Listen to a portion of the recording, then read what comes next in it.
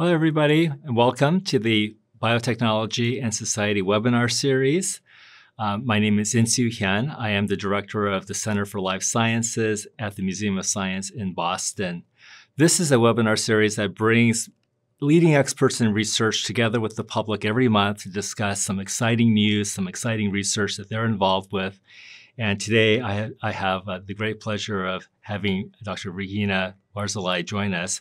Those of you who want to participate in the Q&A session that will follow our conversation today, you're free to submit your questions using the Q&A box at the very bottom. Don't use the chat, use the Q&A box, and then my co-instructor, Lauren Walsh, will help curate those questions for us, and we can bring your questions into the conversation toward the end.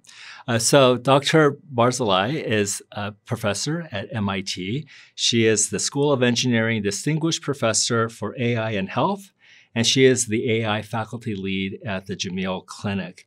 She's got so many awards. Some of my favorites are that she is a MacArthur Fellowship grantee, Genius Grant winner. And very recently, I think it was just a few weeks ago, she was elected to not one, but two committees, the National Academy of Medicine and the National Academy of Engineering. And that just shows that she does work that really brings together medicine and engineering.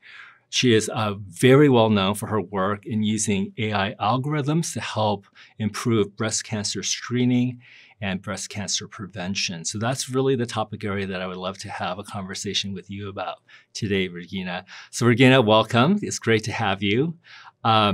I just want to first maybe start because we have you here. The public really wants to know, sometimes there's a lot of confusion. How would you define artificial intelligence? We hear so many different takes on what this is. I'm really curious to know how you, from your point of view, would define what artificial intelligence is. So first of all, I want to say good afternoon. It's afternoon already to you, and thank you for inviting me, and thank you for all those who are actually listening. So when I'm thinking about AI, we can think of something kind of decisions that we are doing every day when we're trying to do predictions. Like, let's say you are trying to select a gift for your mother, okay, for Mother's Day. And in your head, you kind of know what objects your mother likes. You can start ask, does she like expensive things? Does she like things for the house? Does she like books? So there will be a lot of different criteria that you're going to ask yourself.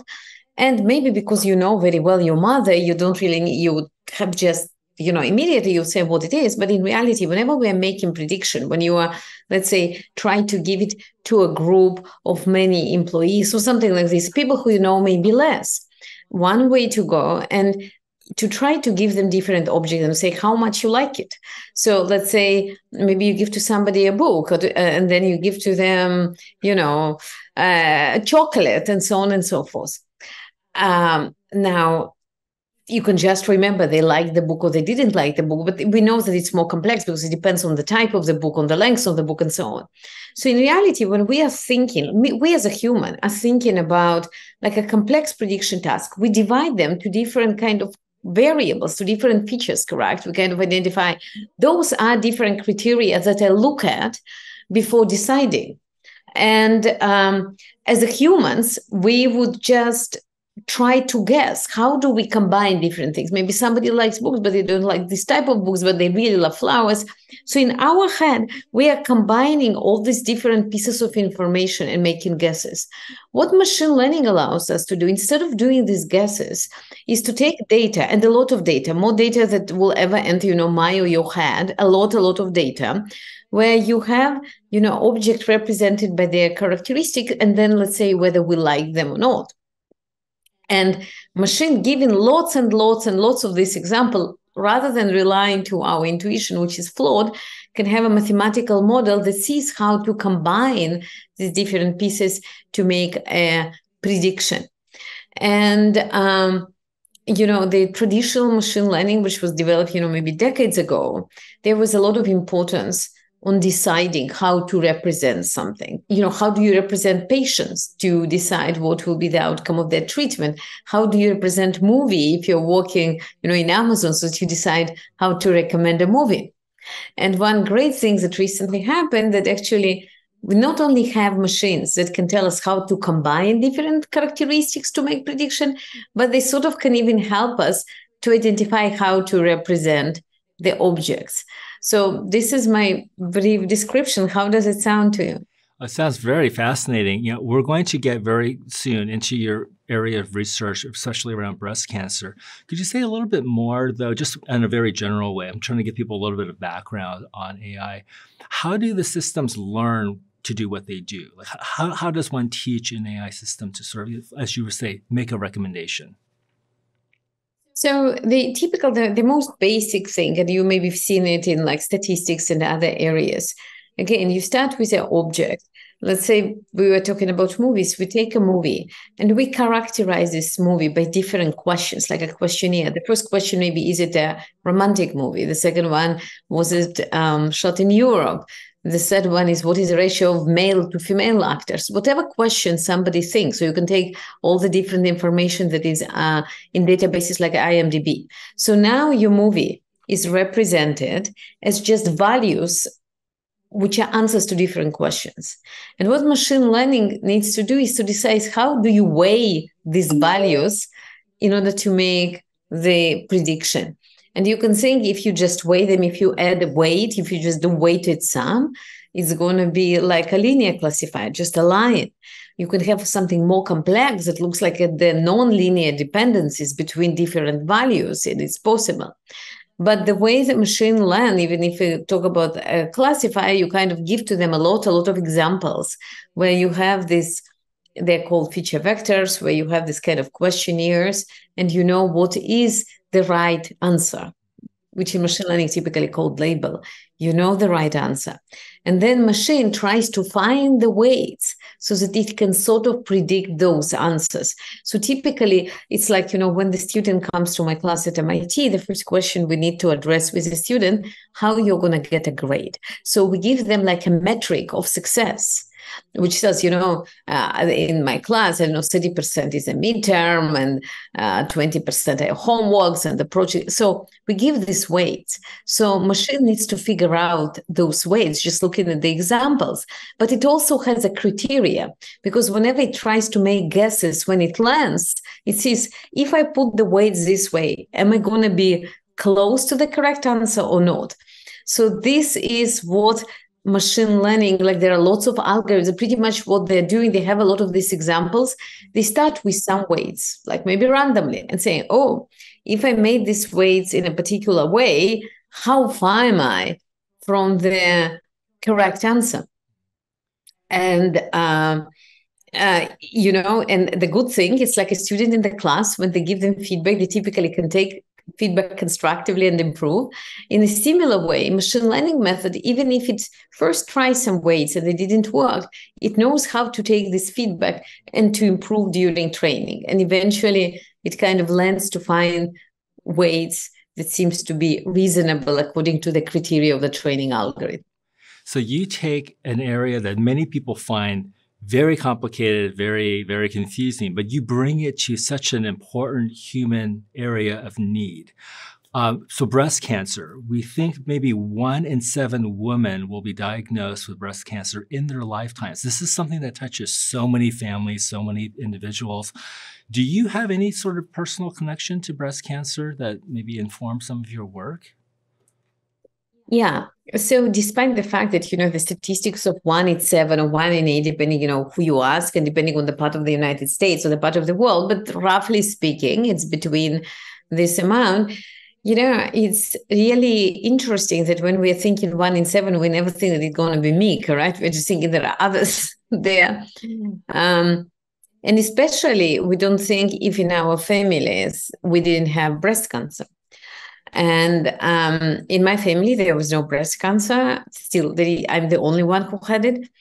And I was diagnosed when I was 43, the first time. And, it was truly an unbelievable shock to me, because I didn't perceive myself as being in high risk, because my family didn't have any breast cancer. I didn't do behaviors which I considered to be increasing risk behaviors. I wasn't overweight. I never smoked, I haven't drank. So I didn't do anything that in standard criteria which makes you high risk. So that's why it came as a big surprise. In your personal story, then, were you already working on breast cancer as an area of research when this happened, or was this before? Absolutely not. So I was working, this is how I was tenured at MIT. I actually work on natural language processing, these programs that today everybody know. At the time, they were not as known, but, machine translation, speech recognition, ChatGPT, all this, like ChatGPT didn't exist at the time, but all this technology, summarization technology, that's what I was working on. And I was teaching classes in natural language processing, in AI, in machine learning at MIT at the time.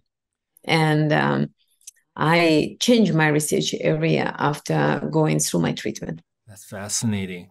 Now, was it difficult to change your research area? Are the two areas that different, or were there some good similarities that made that transition easier for you? So there is easy part and the hard part. So in terms of technical stuff, there is enough technologies that you can very straightforwardly incorporate. That it's not like I could say I need to go and learn like all new area of machine learning because we couldn't do it. What was very hard is actually entering the field, because it was in 2014.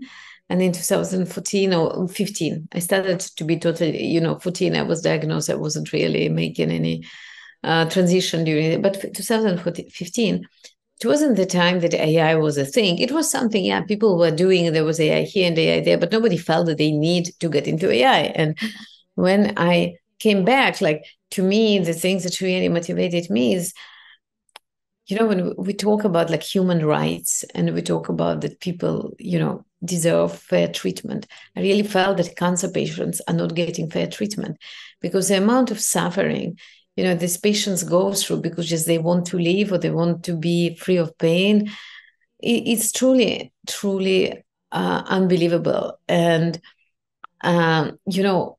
when you are not within that realm, you kind of, of course, we want to help them and stuff, but you don't really see the drama, how it impacts their life, the life of their families, everybody involved around them.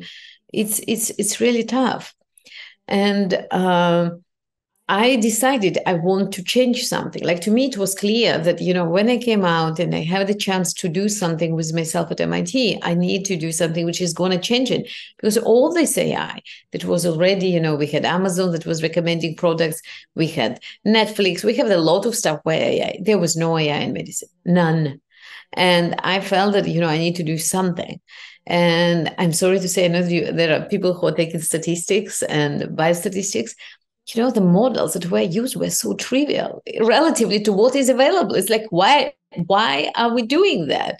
They were, every single time I remember, I will poke deeper in a paper, I will find a problem, including papers published in New England Journal of Medicine. I'm talking about just data and statistics stuff. I'm not talking about, like, obviously medical things. So I was deeply distraught by it. And when I tried to move to this area, the problem was that I kind of came to many people and I was trying to tell them, I really want to do something. I had some ideas, but say, I'm fine, I can help you with your ideas. There were very few takers, because people were kind of, I'm doing what I'm doing, I'm comfortable in it, and, great that you know it, but thank you, we're doing well. And then I found a number of doctors who actually were very open and really understand the potential of this technology. I started with my personal radiation oncologist, Dr. Tegian, who afterwards introduced me to Dr. Connie Lehman and to Dr. Kevin Hughes. And, and through them, we were able to define projects which, were meaningful for clinical context and, and where AI could really make a big difference. I want to ask you a little bit about the development of your two well-known programs. One's Mirai and the other one is Sybil. Sybil. Yeah. So tell me about first the development of Mirai and where things stand right now with that program. So tell me, how did that develop? What can it do? And where do things stand right now with that? Yeah, thank you. So Mirai came out as something, it was something that grew up very organically based on my own case, but I didn't know at the time that how much related it is to my own case. And if you don't mind, I can share the screen so that I can actually show you. Oh, I'm disabled. I cannot actually share my screen. So if you don't mind, can you please allow me to share? Okay, you should be good. Yeah, let me try. Share. And let me show you a slide here. Okay, can you see this slide? Yeah. So you can see, so this is my own breast in mammogram, okay? And do you see now I'm going to change the slide. What do you see? Do you see the red circle or not? Not yet. Yeah, so there is something funny here. We can see it like this. So you can see here a red circle, correct? So this is the cancer. So I was diagnosed in 2014. But if you blow up this red circle, what you would actually see is that this cancer appeared in 2013, and there was something in that spot in 2012. Now, it is not possible for human eye to detect cancer in 2012. I just want to show you there are a lot of white spots in the breast. So which one I want to be biopsying, because it's a normal kind of dense breast, which have different type of tissue, lots of white. You cannot poke everywhere. And what is the likelihood that a human eye would see that this small spot in 2012 tiny bit change in 2013, which we clearly can see it here. Why? Because we see 14. And later, when I was already working on it, I discovered that even if you look at women who are high risk BRCA mutation carriers, there was a study from Europe who goes through MRI. MRI is much higher sensitivity modality than mammogram. You can see stuff much better there.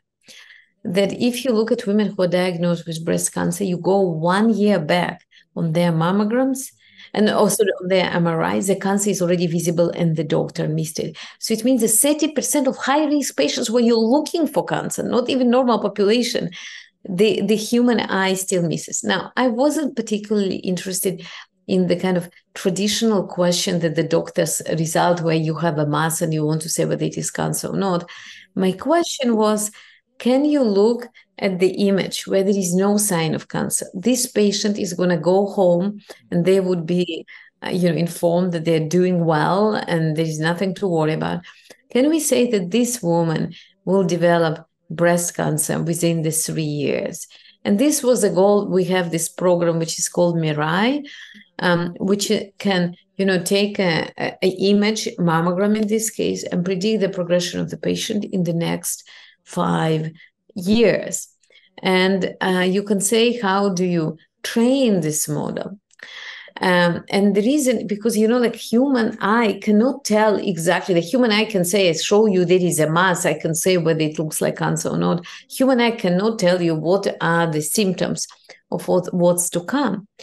So what you can do is to give the machine many images of a mammogram, which are like images of breast, and also provide them with a 5-year outcome. You ask, what happened to this woman in 1 year, 2 years, up to 5 years? So clearly we cannot do it for women who took mammogram today and use it for training because we need 5-year outcome. But if we go in 2018, for instance, we can have this information. Some women will have no cancer. Some women will go cancer next year, some in 5 years. And then you can use this information to train the model. And some people say, how does it know? But think about it. If you're using your iPhone, this is my iPhone, correct? Which recognizes your face. It's not like you're telling to the iPhone why to recognize you because you have this shape of eyes or nose or whatever. It somehow learns to recognize you.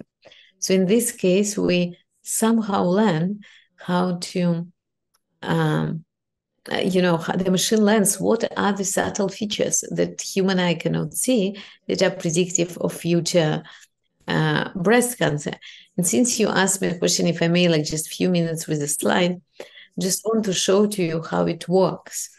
So typically these models are evaluating on something which is called the AUC, area under the curve, just to give you an idea what is limits on this measure. If you do totally random prediction, you're going to get 50%.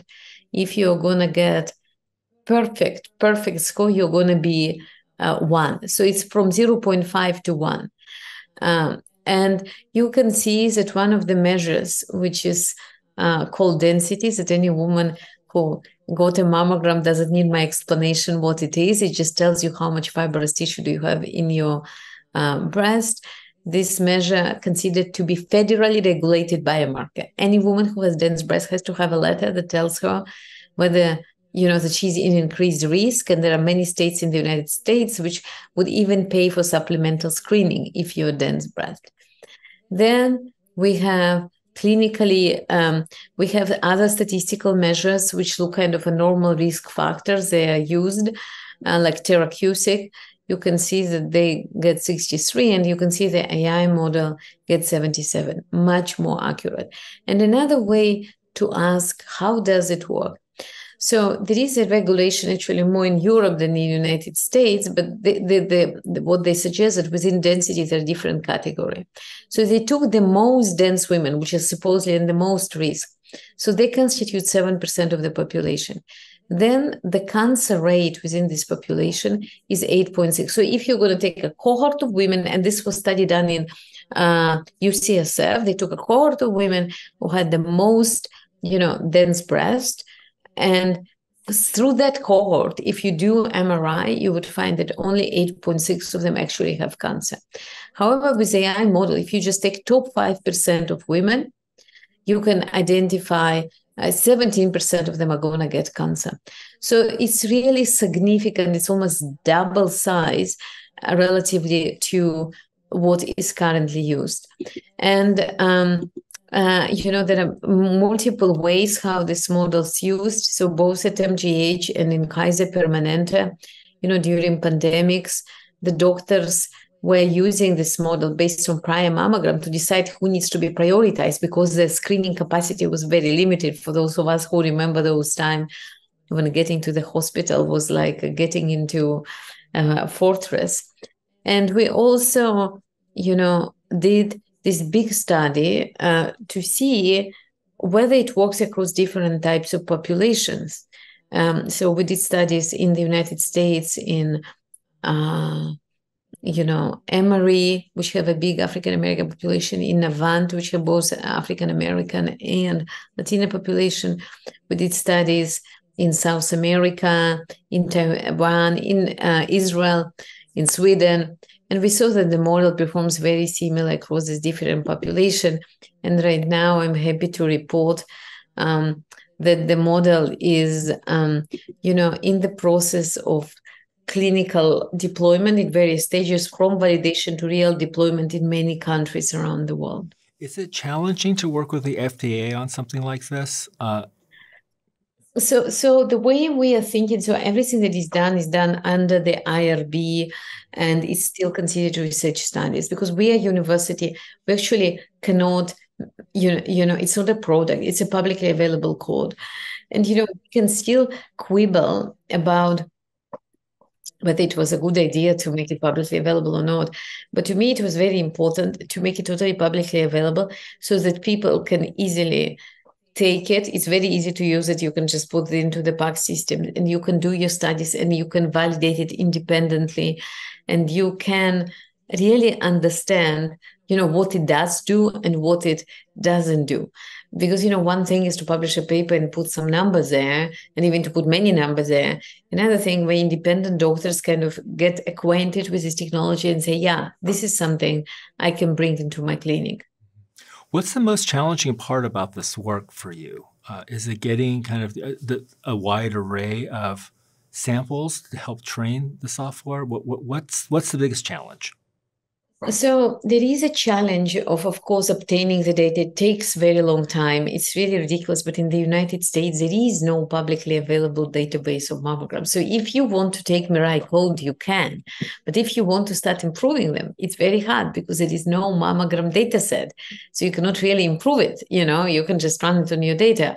You not only need mammogram, but the outcome. So what I guess I'm trying to say, it's challenging to to get into this area because the data doesn't exist. We were lucky because we started working with MGH, but then we find many other collaborators with whom we can do this work.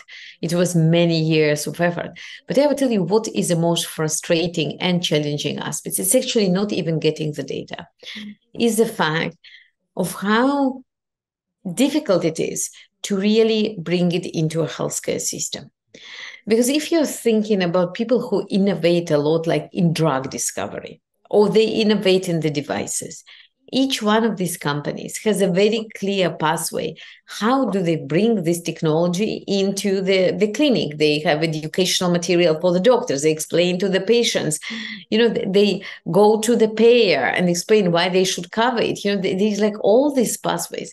Now, with AI, we have serious challenge, and I'm not only talking about Mirai.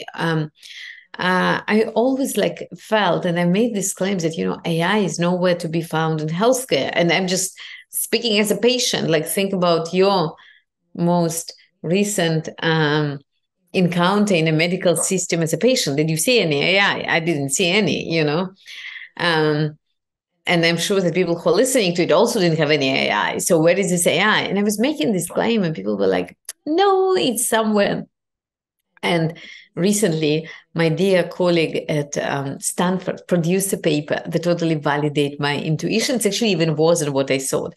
So the way it's Professor James Zhu and his colleagues, what he did, he analyzed 16 billion CPTs, which is this billing codes that, whenever we go to the doctor, everything they do, when they give you even Tylenol, they charge. So they're all expressed in billing codes. So you can roughly see, what are the treatments that are used on our patients. And because of the new law that requires medical insurers to put this data public. So we have this data from 2018 to 2023 across all American insurers.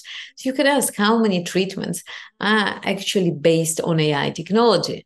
So what Professor Zhu did, he looked at all the 500 FDA-approved tools. At a time when he did the study, there were 500. Only 16 of them had a billing code, so which means that vast majority of them are not used in the system, at least for money.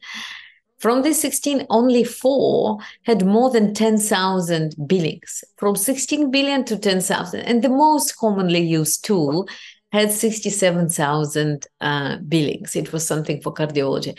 So you can really see this is like a nascent, non-existing, technology within healthcare space. And he actually made even stronger assertions.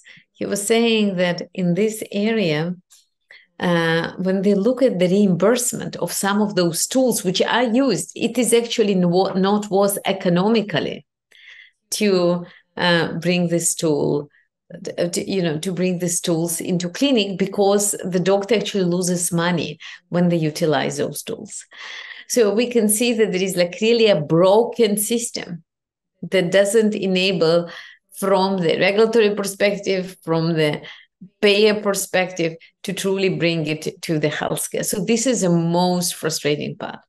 So I want to remind our audience that if you have questions, please type them into the Q&A box, and we'll get to those soon. I have just a few more questions for Dr. Barzilay, and we'll turn to the audience questions in a moment. So I want you to think, you're right. I mean, I don't see AI around me when I go to the hospital being used. But looking into the future, what would you say, how would you convince a woman who may or may not have a history of breast cancer in her family? How would you convince her to maybe be curious about, to think about using a program like yours if it becomes clinically, available? How would you, what would that encouragement or that discussion with the patient be like? Why do you think they should do something like that? Use the program? Thank you for asking this question. So first of all, every woman, whether she wants it or not, when she does a mammogram, she gets this letter. This is a federally mandated requirement that was placed by FDA. Any provider of mammograms have to give this letter that tells to the woman, if you have dense breast, you're at increased risk of breast cancer, please talk to your provider about your options. And it also increases the chance that your cancer is missed.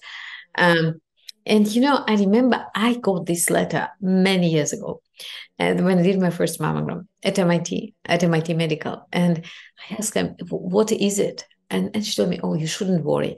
50% of our patients are getting this letter. Why?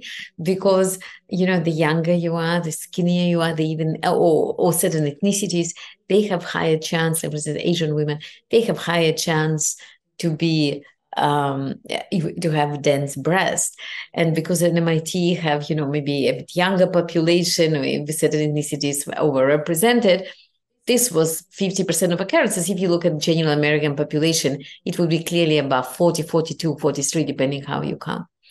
So we're already getting this letter. But the problem is that even if you don't ask the provider, you just go online and check and they say, okay, they told me I'm high risk, 50% of high risk, or 40 something percent of high risk. What do I do with it? Nothing. So you have this particular piece of information that you don't know how to act. And it's even worse because you cannot really provide very high quality follow-up for 50% almost of the female population. You really need, if we can say these 7% are really, really high risk, we need to send them to MRI or whatever, you can actually act upon it, but you cannot do it to the whole population just because of the cost. But furthermore, there are actually things that you can do. First of all, you can go and request an MRI because MRI has much higher sensitivity. And I'm sure that if I would have requested MRI, years ago, I maybe would have detected earlier. Maybe I wouldn't need to go through the treatment I went to. Who knows? The second thing, there are drugs that are actually used for chemo prevention. And these drugs, shown to reduce the risk of breast cancer. So if women really, and I don't know if it's going to be this version of Bera, maybe something that comes out next year, which will be even more accurate, but at least a woman can decide, do I want to take this drug, which have side effects and which prevents you from having children, or there is a non-trivial chance I'm going to develop breast cancer. And, depending where the woman are in her kind of life trajectory, she may make this decision. My point is that the more we can eliminate the guessing from, what something means, the more power you have to make a decision which is right for you. And somebody may say, I'm high risk. I want to continue my life and see how it unrolls. This is perfectly fine. But at least, you have the information that enables you to make a choice. For the physicians, do you think some of the physicians will have to be convinced, and what might persuade them? I mean, I can imagine a doctor thinking, well, I'm a little hesitant to recommend this for my patients because it might be that it has a high false positive rate and it would require a lot of unnecessary worry or follow-up that they don't need.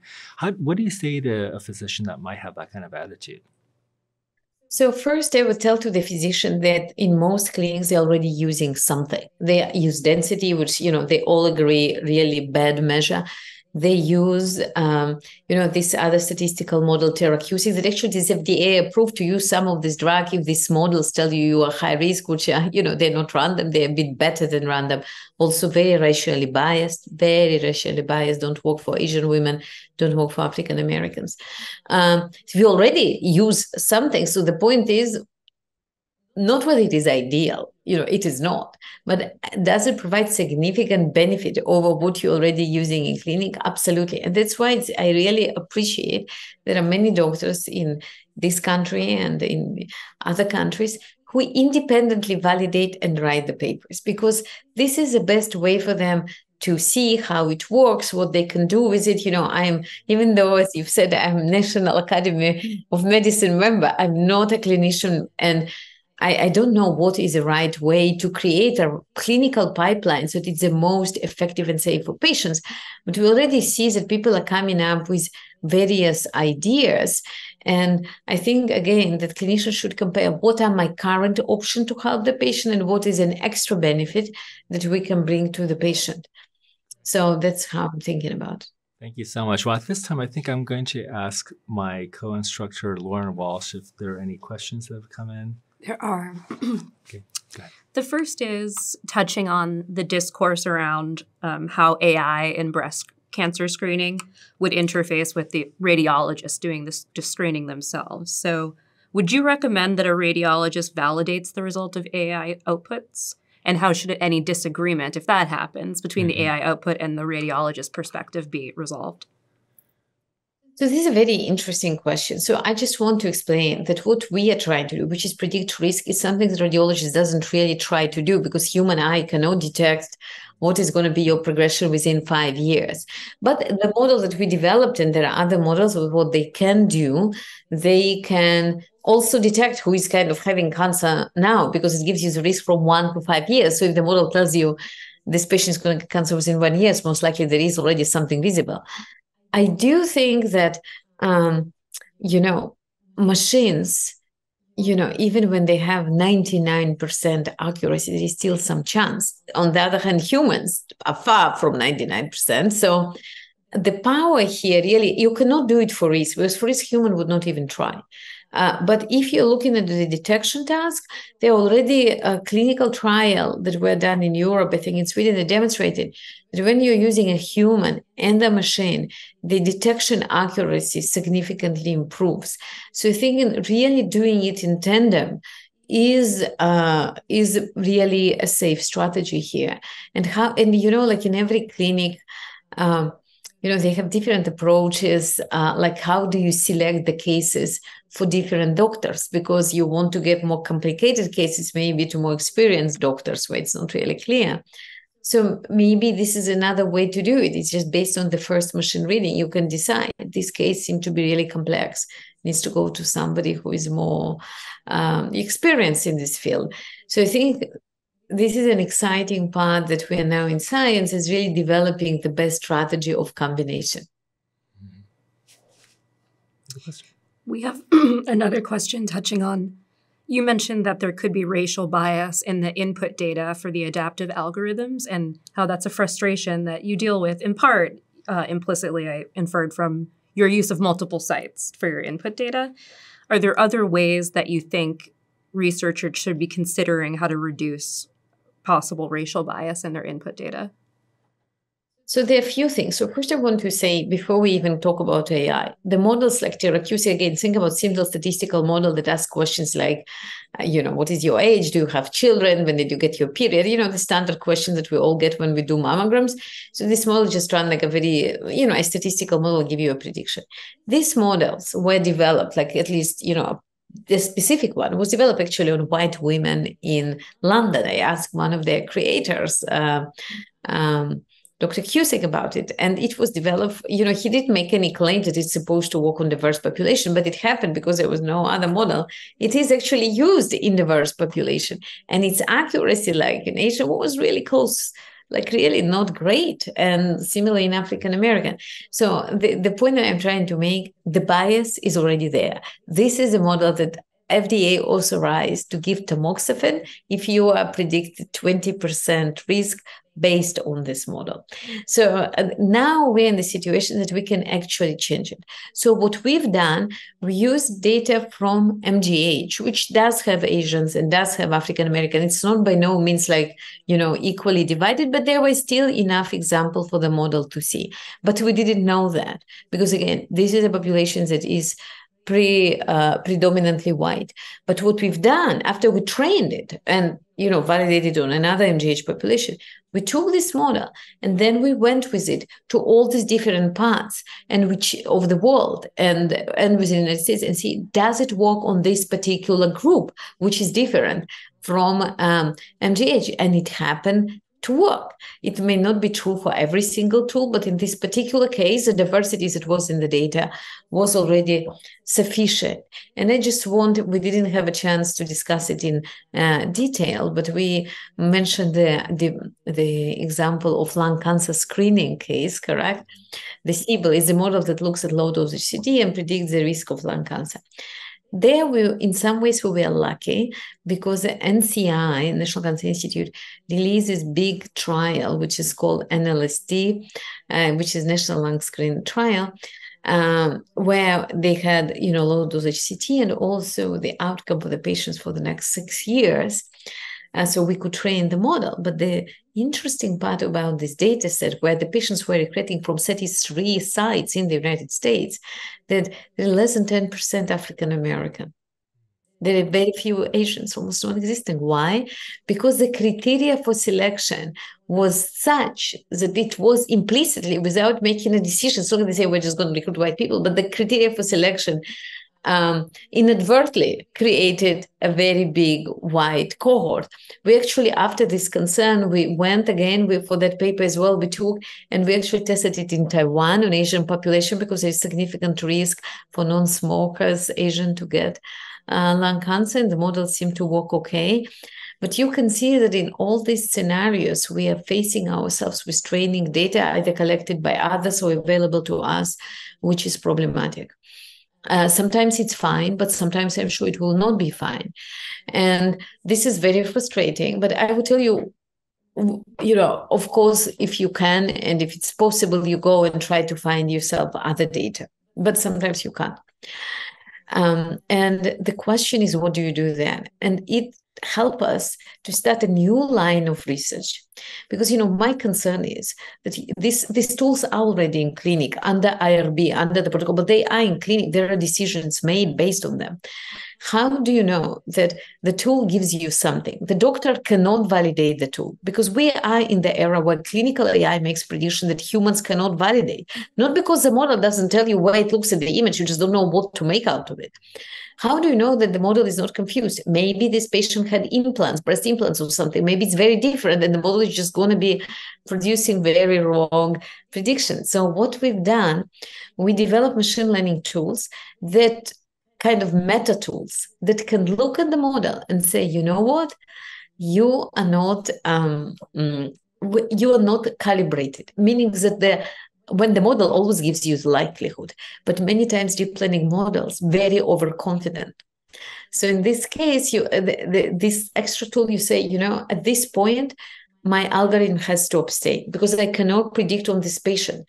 And it can be different type of distinction. It can be somebody different age, different tissue, different whatever. We don't know, different, health history. But we need to provide the machine with the capacity to say, I don't know. And unfortunately, in many other areas, it's not a big deal. If somebody recommended you a wrong book on Amazon, fine, you didn't buy the book. But here, when we're making an important decision, we need to have this safety measure, the same way as you have it in your car, in your microwave. They all have this red button that says, stop using me, send me to repairman. This is what we are working on creating in our machine learning tools for clinical AI. So can your predictive algorithms make a distinction between cancers that are very aggressive and fast and ones that are a little slower? Can you make that kind of a distinction? So right now, the data, it's all the matter of the data, of training data that you have. So in our case, the training data, both in an LSD trial and in breast cancer, we just say cancer. So we just can predict cancer. And there were actually studies in the UK. There is a group who did a very detailed and very interesting, insightful validation of Mirai. They look at different types of cancer and they sort of identify on which types of cancer, breast cancers are different classifications, which one it works better. But I think that in order for us, for instance, to separate fast, aggressive cancers from maybe slower growing cancers, we really need to have proper annotations, and currently we didn't have it. So I think it's very doable, and I hope that somebody maybe in this audience even who has access to data would be able to run. You don't even need to write the new code. You just need to change your annotation and to run. Great. Other questions? We have a few questions circling around the issue of overdiagnosis, which seems to be the other end of the sword from accuracy. So the more accurate these machine learning screenings get, the more people will be diagnosed. So do you have any thoughts on whether the diagnosis should only be for some type of clinically significant cancers in ways that could sort of reduce the stress put up on patients who might be led to have a biopsy for something that's pretty low risk? Yeah, so in some ways, this model is not necessarily, it's not like this model, you need to see something in order to biopsy. You cannot biopsy somebody because you have a high risk. Because if you have high risk, it's not like you're just going to start poking around. You need to know where to biopsy. So the only way to biopsy, if the doctor actually sees something that they can try. Most of what you can do today with high-risk things is to change the screening frequency. Maybe some people don't need to come every year. Maybe they need to come every 2 years. We have a trial ongoing in Massachusetts like that.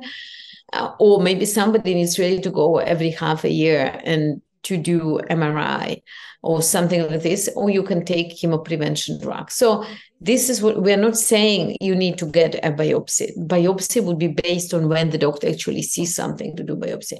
But I agree with the point that it is important whenever we are deploying these tools in the pipeline, not only very narrowly focus what this tool exactly is going to do, but really see how it's going to, because now maybe if the woman is screened more frequently, then they see more things and then they're going to biopsy more.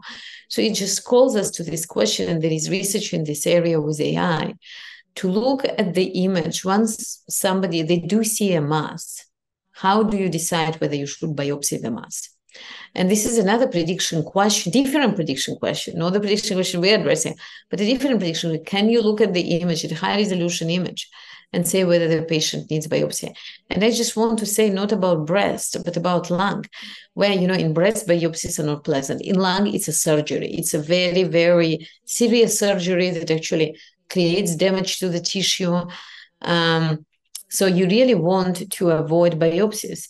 And today, one of the reasons people are not screened, because you see a lot of nodules and you don't know which nodules are actually lung cancer, should be biopsied and treated, and which ones just happen to be some tissue abnormalities that are there. And I was just talking to somebody from Greece who told us that because after COVID, the tissue in lung changed, and there are many people who start having nodules. Now, most of these nodules are not cancerous. The rate of the cancer detection didn't change. The COVID didn't change the rate. But now you have so many false positives, they don't really know what to do about it.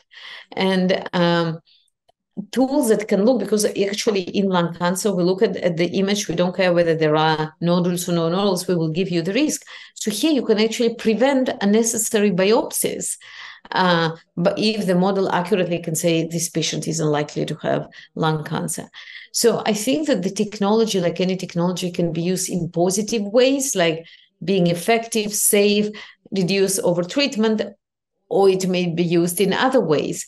So I'm kind of trying to say in many words that it really depends how the doctors are going to create a clinical pipeline that kind of amplify the strengths of the technique while mitigating the possible negative effects.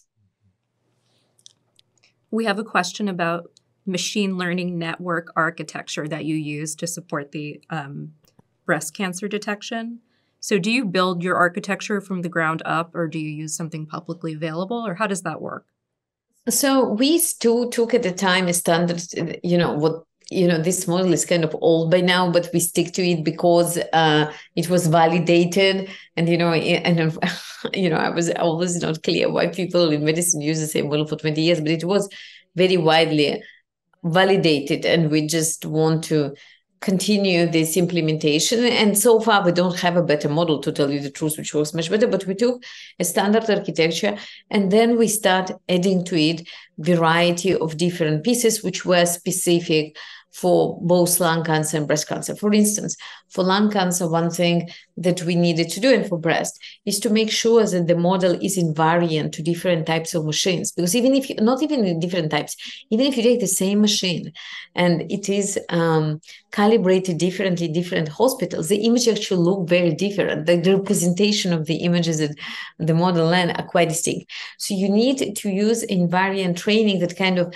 maps them into the space where these distinctions are eliminated and they look more related. Or in lung cancer, it's even another piece, because different CT scanners have different kind of slice lengths. So you need to normalize for those things. So this was like a piece that was added just to ensure that it works, generalizes robustly in a kind of different setting. We also had to do with the fact, like again, in breast, you have multiple images that all, that you obtain when you take an image of one breast, and in women typically have two breasts. So how do you combine these different images to help you with prediction? So there are these new questions that just don't arise in normal architecture, but we started with a basic one and then significantly improved it by adding other extra pieces. We have two questions around the scope of application for this technology. So one question is, within breast cancer, could AI be used in combination with genetic analysis to identify new genetic risk factors? And aside from breast cancer, what other types of cancer are the most fruitful for the application of this technology? So one of I totally think that this technology, we don't even know how these risk factors relate to the genetic factors, because in the data sets that we had, the genetic information just was not available. So, and we couldn't even say how it correlates to BRCA, because for most patients, they don't know their status when they're taking their mammogram. So we didn't have this information. I think it's really a fascinating question. And we now have a number of collaborations around the world where this data is available, and they really want to understand what you can predict. Like, let me just give you another piece of information, which I kind of, at the time when I saw it the first time, really surprised me. When you are looking at the mammogram image of the breast, you can predict, not surprisingly, the age of the woman, the race of the woman. But you can also predict whether they have children, whether they're breastfed. You can predict it like years later. So the point is that many of the processes that our body undergoes, they are imprinted in the tissue. So I don't know, is there any difference in the tissue between women who have BRCA, BRCA mutation or not? So for this, we need to have the right data, and I hope with the right data, we would be able to answer these questions, either us or somebody else who is faster. Now, the second question regarding images, so we've done work on lung and on breast. There is ongoing work, and I should say that I just put the name out there. A person who did a lot of this building and really led this work is my student, Adam Yala. He's now a professor at Berkeley and the UCSF, and he continued doing this work, which is very exciting. He is looking at prostate, when you do prostate MRI, and people really don't know how to follow up with these patients when they had blood indicator that put them in high risk category. You cannot see anything on MRI. Does it mean that this patient can just go home and continue their private life? Or there is something that is, that they really need to be seen. So pancreas, another one. Some people who have, for instance, pancreatic cyst, they're going and they're routinely screened. So all the places when you do imaging, this kind of technology can help to tell you what's to come. But I just want to put it out there. We have like few minutes that, when I'm thinking about screening for risk in 5 years, I'm not thinking about these images. I mean, the images are there because we're still doing them. But I really a firm believer that, there are many other indicators, primarily our blood, looking at the T cells, predicting to which epitope they bind. There are a lot of other opportunities where AI can really make a difference. We're working, it's still on the animal models, but this is an area because, whenever you're doing an image, it's like a big deal. Each one of us goes and does blood tests several times a year. It's cheap. You don't need to go to special facility. So I hope that the cancer risk assessment, that we kind of know what's likely to happen to us. We don't need to go and do these big images, that we can more holistically determine it. I wanted to ask you, Regina, so you're at the J Clinic, which is an innovative center of excellence that brings together AI research and healthcare. Do you think in the future there needs to be kind of better awareness in medical training and medical schools about AI? And do you think AI developers should have some kind of background in patient knowledge and medical kind of care? And do these worlds need to come together a little bit more formally? What are your thoughts on that? I think this is really, really crucial, how to bring AI awareness to the doctor. Because, a lot of AI can be used the same way as we use apps on our phone. I have no clue how many apps that I have, how does my app connects to my bank and what happens. And this is fine. You can still safely use it. But when we're talking in the case, there are uncertainty. When you need to use decision making, it's really crucial that the doctors have basic understanding of the technology. I'm not saying that they understand all the different model architectures. This is like really low level thing. But there is this interface level where the doctors really have to understand the fundamental principles, limitation of the technology, and also propose new ways of how the technology can be used. Now, regarding what you were saying about the people who develop, I think it's really, really crucial. And that's why at MIT, my colleague Marzia, my colleague Colin Stultz, who is MD, PhD, they really work very hard, and Professor David Sontag, they develop, curriculum for, for people who are interested in developing clinical AI tools. And I think there is a lot to learn, and you cannot just say, oh, I can code, that's why I'm going to be developing this tool, because you need to be aware of many considerations. Yeah, in our closing minute or so, I was wondering, the training and the awareness around AI is just so rapidly moving. What do you think is, when you tell people kind of very briefly, people who don't know you, like what you do, what your research is, what's like one of the biggest misconceptions people have about AI in healthcare, and what do you think should be the best way to get rid of that misconception? So it's an excellent question. Thank you for asking. So the main misconception is like, are you planning to substitute a doctor? And this is, of course, the biggest misconception, because, nobody asked whether MRI machine is going to substitute a doctor, or whether computer, when you brought it to the doctor, so if it's going to substitute a doctor. Doctors just have a very different set of skills.